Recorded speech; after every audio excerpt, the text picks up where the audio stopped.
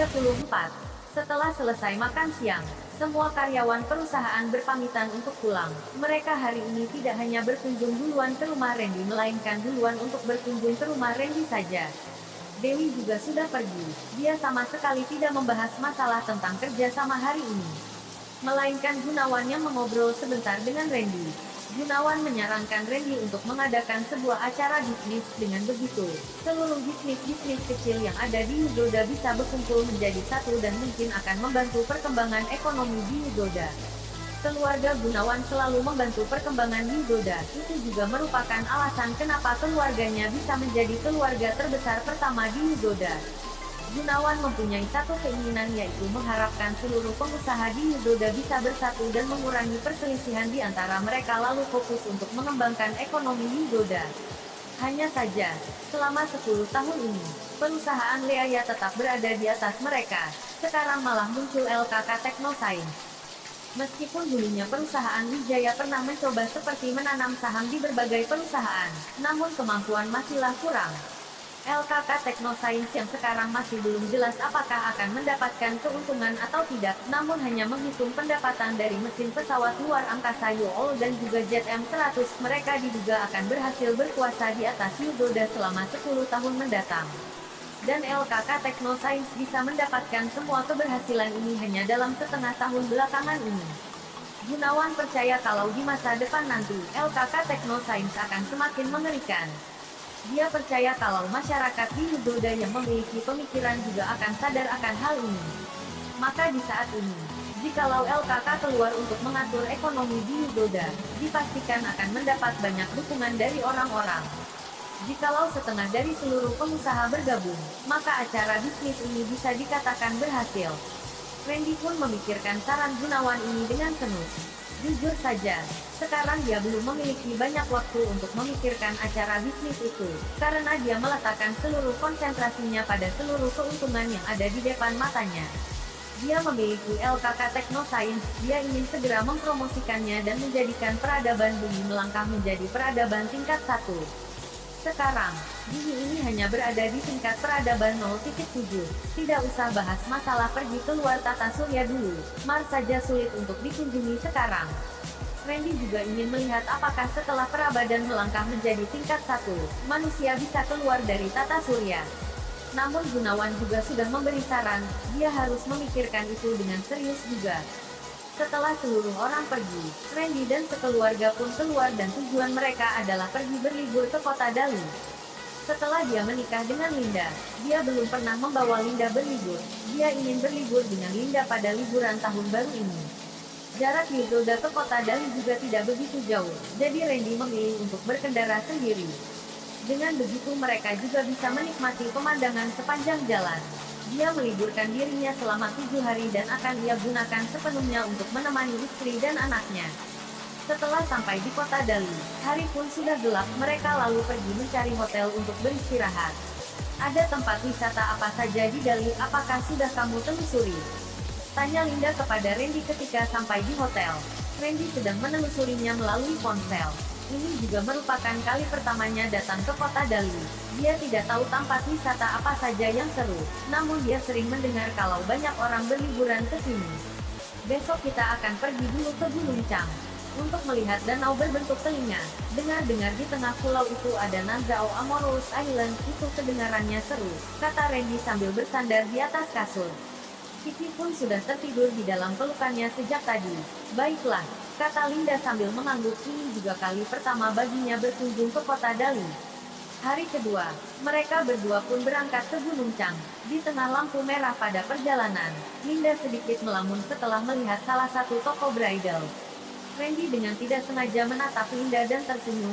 Setelah lampu merah berlalu, dia langsung mengendarai mobilnya ke depan toko bridal itu. Untuk apa kamu ke sini? Tanya Linda terkejut. Sebenarnya dia sudah bisa menebak apa maksud dari Randy.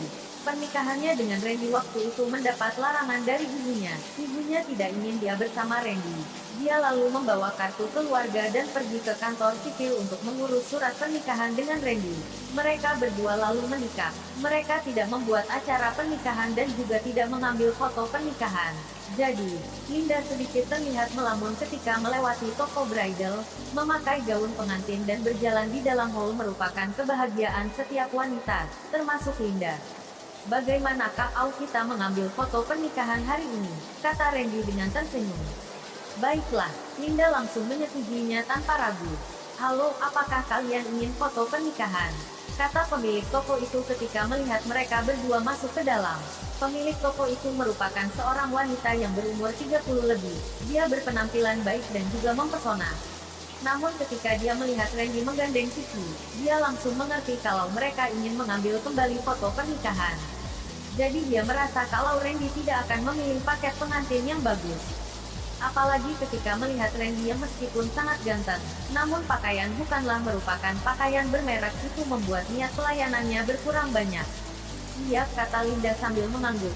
Dia terhipnotis akan toko bridal ini. Dia lalu mendaratkan pandangannya pada sebuah gaun pengantin terbaik di toko ini. "Gadis cantik, namun memang sangatlah hebat. Ini merupakan harta di toko ini. Apakah kamu berminat?" kata pemilik toko itu sambil mendekati Linda. Hampir semua pengunjung toko ini tertarik atas gaun pengantin yang indah ini. Namun hampir semua orang dikejuti oleh harga dari gaun ini. Jadi, pemilik toko itu sedikit meremehkan Linda kalau ingin membelinya. "Pantas begitu indah," kata Linda. "Tentu saja, gaun pengantin ini merupakan karya dari salah satu desainer ternama di dalam negeri. Dia mendesainnya sendiri dan juga mengerjakan dengan tangannya sendiri. Di provinsi ini hanya tersisa satu saja. Dia menjahit baju pengantin ini dengan teliti selama 1 tahun lamanya. Hanya saja harganya sedikit mahal. Jikalau kamu menyukai jenis gaun seperti ini, aku bisa menyarankan beberapa model yang hampir sama untukmu." Pemilik toko itu tidak langsung meremehkan Linda, melainkan dia sudah mengalami begitu banyak pengalaman. Setiap dia memberitahu harganya, semua pelanggan akan langsung menyerah. Oleh karena itu dia juga tidak berniat untuk memberi penjelasan lebih lanjut tentang gaun ini. Ini merupakan tekniknya untuk menatap setiap pelanggan dan itu sangatlah akurat. "Maaf sebelumnya, gaun ini hanya dijual dan tidak disewakan dikarenakan harganya yang sangat mahal. Kami tidak berani mengambil resiko kalau gaun ini rusak," kata pemilik toko itu sambil tersenyum. "Berapa harganya?" tanya Randy di saat ini. 335,8 miliar, kata pemilik toko itu sambil menatap Randy. Dia memberikan harga yang sebenarnya. "Ini terlalu mahal," kata Linda setelah mendengar itu. Meskipun dia merupakan orang terkaya dan juga merupakan pemilik perusahaan besar, namun dia sedikit kesusahan jika mengeluarkan uang sebanyak itu untuk membeli sebuah gaun pengantin. Yang terpenting adalah gaun pengantin hanya digunakan untuk berfoto saja. Siapa yang akan mengenakan itu pada hari biasa? Miliaran dibuang begitu saja. Pemilik toko itu hanya bisa tertawa ketika melihat ekspresi Linda. Semua itu sudah dia tebak dari tadi. Hampir semua orang memiliki ekspresi yang sama dengan Linda ketika mendengar harga ini, apalagi para pria yang lebih ketakutan akan harga ini. Namun ekspresi Randy membuat pemilik toko itu terkejut. "Yang ini saja," kata Randy sambil mengangguk. Dia merasa gaun ini sangatlah bagus dan dia belum pernah memberikan sebuah pernikahan yang sempurna kepada Linda selama beberapa tahun belakangan ini. Sekarang dia akan mengganti semua penyesalannya dengan sebuah foto pernikahan yang bagus. Pemilik toko itu menatap Randy sedikit tidak percaya. Penampilannya begitu biasa saja namun perkataan darinya malah begitu mengejutkan. Dia membeli begitu saja gaun pengantin berharga 8 M itu. Apakah pria itu sedang bercanda pada istrinya? "Apakah kamu yakin ingin membeli?" tanya pemilik toko itu sambil menatap mata Randy. Dia yakin jika ingin mengetahui apakah orang itu sedang berbohong. Tatapan mata merupakan jawaban terakurat. Ketika Randy baru saja ingin menganggukkan kepala, Linda langsung menggelengkan kepala dan berkata, "Tidak usah, ini terlalu boros. Lagi pula hanya dipakai sekali saja, tidak perlu juga." Randy tersenyum dan berkata, "Hanya 8 M saja kok, tidak ada apa-apanya. Ini merupakan hutangku padamu selama beberapa tahun ini. Lagi pula hanya 8 M. Ini layak." Waktu itu, Randy tidak memiliki apa-apa dan Linda rela menikah dengannya tanpa ragu. Meskipun bisnisnya gagal, Linda tidak pernah meninggalkannya. Randy mengingat semua kebaikan Linda padanya. Sekarang dia sudah kaya. Dia ingin membalas semua kebaikan Linda meskipun biayanya miliaran ataupun triliunan. Tidak usah omong kosong lagi. Tidak usah lihat gaun berharga miliaran itu. Beli saja dulu yang ini untuk istrimu. Di saat ini, seorang pria muda juga sedang melihat gaun pengantin di samping juga terkejut mendengar perkataan Randy tadi. Mereka menatap Randy dan yakin kalau Randy sedang omong kosong. Jika Randy memang kaya, apakah dia akan memakai pakaian yang hanya berharga jutaan? Randy memakai sebuah jas klasik dengan harga 4 juta. Di masa seperti ini, sangat sedikit orang yang bisa berpakaian seperti Randy lagi. Di mata seluruh karyawan perusahaan, Randy sangatlah rendah hati. Namun bagi orang asing, mereka menganggap Randy adalah orang yang biasa saja. Bro, kalau kamu ingin membeli gaun pengantin berharga ratusan miliar, aku tahu sebuah tempat yang bisa kamu dapatkan, kata pemilik toko itu. Dia juga menganggap Randy sedang omong kosong. Oh, tentunya aku tahu itu. Di luar negeri terdapat baju pengantin permata yang berharga 80 miliar, kata Randy dengan datar. Dia mengerti perkataan dari pemilik toko itu. 80 miliar tidak ada apa-apanya bagi Randy. Jika di sini ada, dia juga pasti akan membelikannya untuk Linda. Bukan luar negeri, melainkan di kota Dali ini. Pukul 11 siang hari ini ada sebuah acara lelang. Dengar-dengar gaun pengantin merak yang memiliki posisi ketiga sedunia akan dilelang di sana. Aku ingin mendapatkannya, namun aku tidak memiliki uang yang cukup, kata pemilik toko itu dengan nada mengejek. Tidak ada yang akan menghabiskan 80 M untuk membeli sebuah gaun kecuali memang merupakan orang kaya. Pria muda yang ada di depannya tidak mungkin lagi. Oh iya, banyak orang yang mengetahui acara lelang ini. Jikalau kamu memang hebat, dapatkanlah baju pengantin itu untuk istrimu. Aku rasa kalian ingin mengambil foto pernikahan kedua kali kan? Kamu pasti mempunyai penyesalan yang sangat besar. Kebetulan kamu bisa meminjam kesempatan ini untuk mengganti semua penyesalan untuk istrimu. Semua orang mulai berbisik. Linda mengerutkan kening dan merasa sedikit tidak senang. Dia lalu berkata kepada pemilik toko itu, apakah kamu tahu di mana acara itu? Dia berencana mendapatkan gaun itu. Semua orang hidup hanyalah untuk kepuasan. Tadinya dia merasa kalau tidak perlu menghabiskan sebanyak uang itu untuk membeli gaun pengantin. Namun sekarang, dia sangat tidak senang kepada pemilik toko itu yang meremehkan Randy. Lagi pula hanya beberapa miliar saja, ini tidak apa-apanya dibandingkan dengan uang Randy yang sebanyak ratusan triliun itu. Gadis cantik, apakah kamu serius? Tanya pemilik toko itu dengan terkejut. Dia merasa kalau Linda sudahlah gila. Meskipun Linda sudah berumur 26 tahun, namun dia merawat kulitnya dengan baik. Dia kelihatannya seperti seorang gadis muda yang hanya berumur 22 tahun. Tentu saja serius, aku melihat gaya toko bridal kamu juga sangatlah bagus dan begitu juga dengan fotografer Kasian. Jika aku berhasil mendapatkan gaun itu, aku akan membawanya ke sini dan berfoto di sini, kata Linda. Acara lelang itu diadakan di perusahaan Artaguna yang tidak jauh dari sini. Kamu bisa menemukannya dengan naik taksi, kata salah satu wanita yang juga sedang melihat gaun pengantin.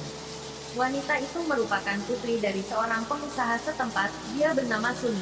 Pacarnya juga merupakan keturunan kedua dari orang kaya.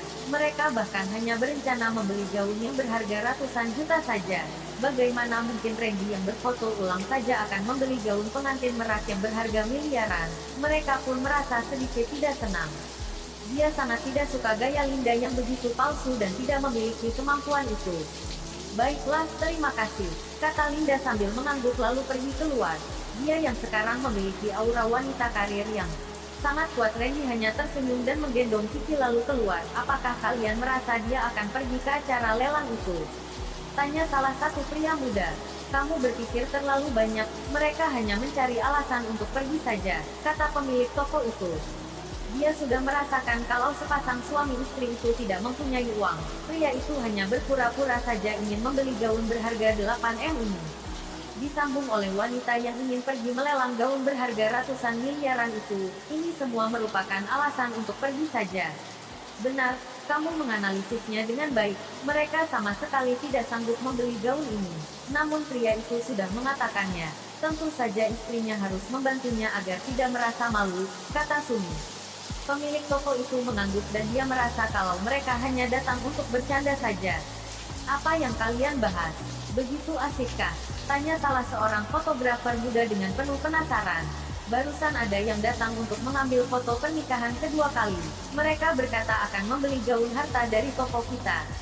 Namun mereka akhirnya mencari alasan untuk kabur, kata pemilik toko itu sambil tertawa. Pria itu sangatlah ganteng. Dia menggendong seorang anak perempuan yang berumur 4 tahun. Wanita itu juga sangatlah cantik. Aku tidak pernah bertemu wanita secantik itu. Apakah mereka? Tanya fotografer itu. Benar, mereka benar-benar keterlaluan. Beraninya berpura-pura di depanku, kata pemilik toko itu dengan marah. Kalau memang merupakan mereka, aku rasa mungkin saja mereka bisa membeli game ini. Ketika aku masuk tadi, aku bertemu dengan mereka. Aku mendengar pria itu sedang mengejek istrinya. Tadinya kamu merasa 8M mahal, namun sekarang 80M tidaklah mahal untukmu. Coba tebak apa yang dijawab wanita itu, kata fotografer itu kepada seluruh orang di sana dengan tujuan memancing rasa penasaran mereka. 336. Bagaimana maksudnya? Apakah mereka benar-benar sanggup membeli gaun pengantin semahal itu? Tanya Brian Zhang dengan nada meremehkan. Perempuan itu bilang, kamu sangat baik dan luar biasa. Kalau aku hanya memakai gaun pengantin seharga miliaran lalu mengambil foto pernikahan denganmu, apakah itu pantas untukmu? Karena kami ingin memperbaiki kesalahan. Tentu harus yang terbaik ini yang kamu bilang, fotografer mengulangi perkataan Linda. Mereka itu hanya berpura-pura di hadapanmu saja. Kino pacarnya Brian Zhang berkata sambil tertawa. Semua orang menganggukkan kepala, merasa yang dikatakan Kino benar dan masuk akal. Sepasang suami istri itu kelihatannya seperti berpura-pura melakukan kesalahan.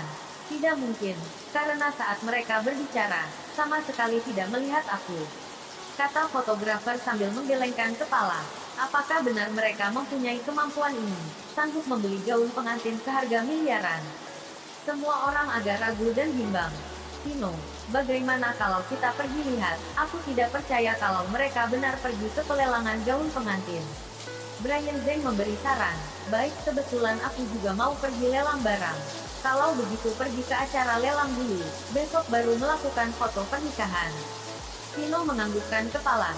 Jujur saja, sebetulnya dia juga ingin melihat apakah sepasang suami istri itu menjual dan omong besar saja.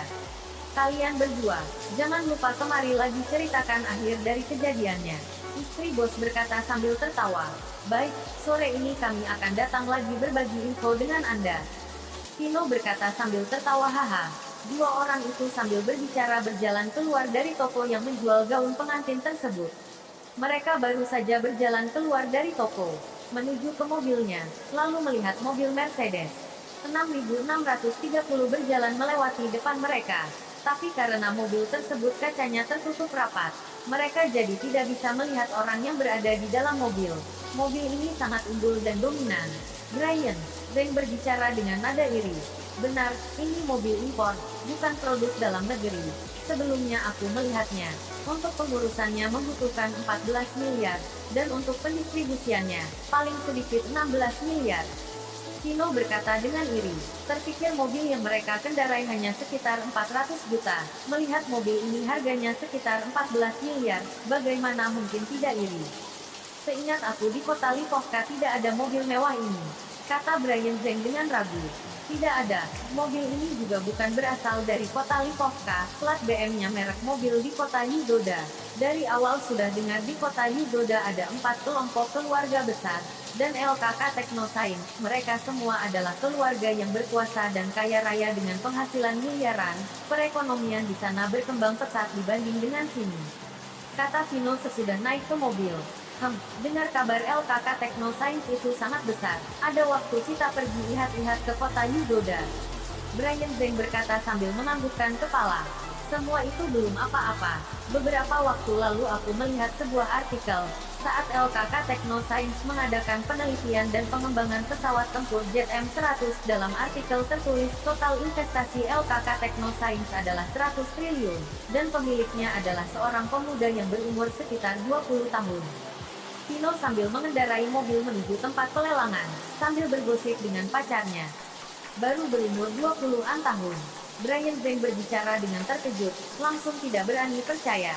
Miliarder dalam negeri ada sekitar 20 orang, apakah dia termasuk salah satu putra dari miliarder? Tapi ini sangat berlebihan. Siapa yang punya nyali dan keberanian begitu besar, berani menginvestasikan hampir setengah kekayaan di perusahaan teknologi? Perusahaan teknologi ini, jika ilmuwannya tidak berusaha keras, selamanya kamu akan mengalami kerugian, dan resikonya juga terlalu tinggi. Menurut dia, orang biasa seharusnya tidak berinvestasi di perusahaan teknologi. Tapi bos dari LKK Technoscience tidak hanya berinvestasi. Dalam waktu singkat setengah tahun meneliti dan mengembangkan dua teknologi T0P di seluruh dunia, benar membuat orang kaget. Pokoknya di artikel tertulis begitu. Waktu itu seperti dipadukan dengan gambar, hanya saja aku tidak begitu ingat lagi. Tapi yang pasti seorang pemuda, kata Vino, sangat ingin pergi lihat. Sebetulnya pemuda yang seperti apa, punya keberanian yang begitu besar, bisa membangun sebuah perusahaan teknologi sebesar ini. Brian Zhang berkata penuh harap. Kamu cari berita beberapa waktu lalu, pasti akan menemukannya. Saat itu begitu banyak media artikel melaporkan. Vino berkata sambil tertawa. Brian Zhang mendengarkannya dan mengeluarkan HP mulai melihat-lihat. Randy Lu memimpin jalan, dengan cepat telah menemukan perusahaan Artaguna. Perusahaan Artaguna adalah sebuah perusahaan dengan modal asing. Dikatakan bahwa pemiliknya sangat kaya, telah membuka banyak cabang perusahaan di China. Sudah sering mengimpor barang bermerek bagus dan tinggi untuk dilelang di China. Setiap tahun omset lelang saja melebihi puluhan triliun tentu saja. Mereka juga sering membawa barang yang bermerek sangat mahal untuk dilelang di negara barat. Hasilnya sangat bagus dan memuaskan. Bahkan hanya dengan menerima dan mengumpulkan perbedaan harga saja, sudah bisa mendapatkan banyak keuntungan. Tuan, apakah kalian memiliki surat izin, kartu pas? Satpam menahan Randy Lu dan Linda sekeluarga. Tidak ada. Apakah acara lelang di sini memerlukan surat izin, kartu pas? Tanya Randy Lu. Benar. Jika tidak punya kartu pas, kalian harus memverifikasi harta dan aset yang kalian miliki. Karena di sini adalah pelelangan tingkat atas, aset di bawah 200 miliar tidak pantas masuk. Kata Satpam dengan sopan. Satpam di perusahaan Artaguna sudah melalui pelatihan yang ketat, tidak seperti kebanyakan tempat lain. Bertemu pelanggan yang berpakaian biasa, maka tidak akan membiarkanmu masuk ke dalam. Meskipun Satpam di sini tidak akan membiarkan orang biasa masuk ke dalam, tapi sangat sopan terhadap siapa saja. Karena manajer mereka telah menanamkan sebuah pemikiran, bahwa setiap orang berkemungkinan menjadi pelanggan potensial perusahaan, jadi tidak boleh sembarangan menyinggung siapa saja. Apalagi mereka yang kaya, sebagian dari mereka sangat berhati-hati, sehingga tidak boleh mengambil resiko menyinggung mereka orang kaya. Jadi Satpam melihat Randy Lu berpakaian tidak begitu mewah, juga tidak memandang rendahnya.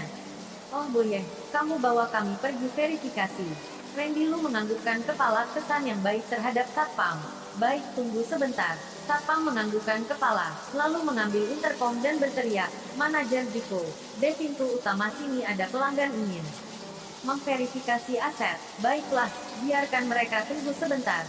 Beberapa menit lagi aku akan ke sana. Baiklah. Satpam menyimpan intercom, lalu berkata kepada Randy Lu, Anda berdua silahkan beristirahat sebentar, manajer kami akan segera kemari.